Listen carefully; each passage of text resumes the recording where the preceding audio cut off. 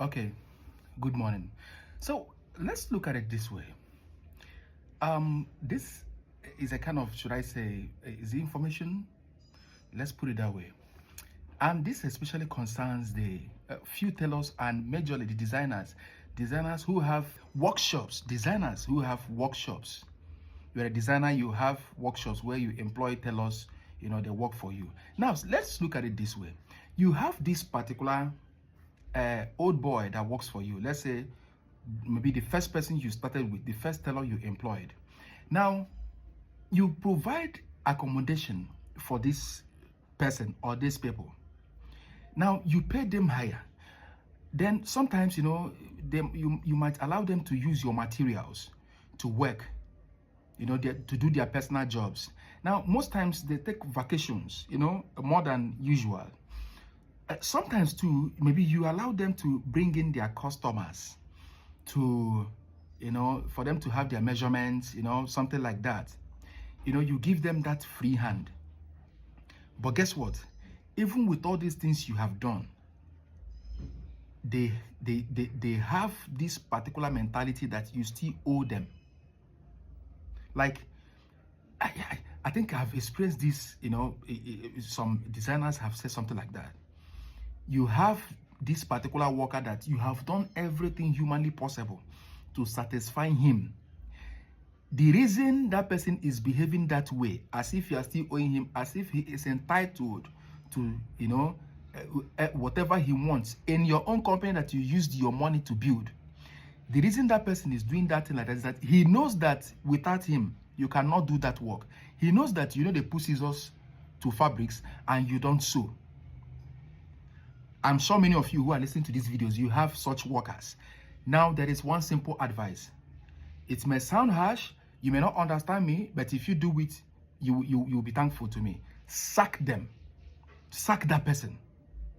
You can't be making life comfortable for your workers and they mess up. The reason I say you should sack them is because, one, they will gradually corrupt almost every worker that you have. They have a way of being influential because sometimes you make them your managers. They will gradually start corrupting the good boys that you have there that work for you. From there, he will gradually turn them against you. I know what I'm saying. The designers who can comment on this video or who have this experience will say that that what I'm saying is true. But before you sack those people, look at how to go about it. Gradually look for a replacement. Now remember, your replacement must not be as good as that particular person. Bring in that person. Somehow, allow that person to learn to, sharpen his skills from that, your principal worker. Before you sack that person, maybe give him like 2 months. Don't inform them. Allow this guy, to, brush himself up skillfully from that guy, from your principal guy. Once you think he can give you a very straight placket and pocket, sack that person. Remember, don't sack him along with the other workers that he would have, gotten corrupt with over.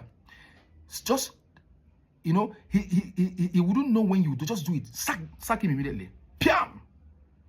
Every other person will sit up immediately. In their minds, they were like, if Oga could sack this person, even with his level of skill, even with how good he is, even with the level he has gotten to, it means that we ourselves are not safe. Stop tolerating misbehavior from your workers, especially designers. You may think you're helping yourself, but the day all of them will plan and leave your company once, you understand how devilish. So I had one person like that. He was so good. But at some point, he thought that maybe the company was ours together. He didn't believe it when I told him, you are done. He came that morning and I paid him off. I told him, we are done. Today, I'm even better. My workers are better. Understand this information and thank you. Goodbye.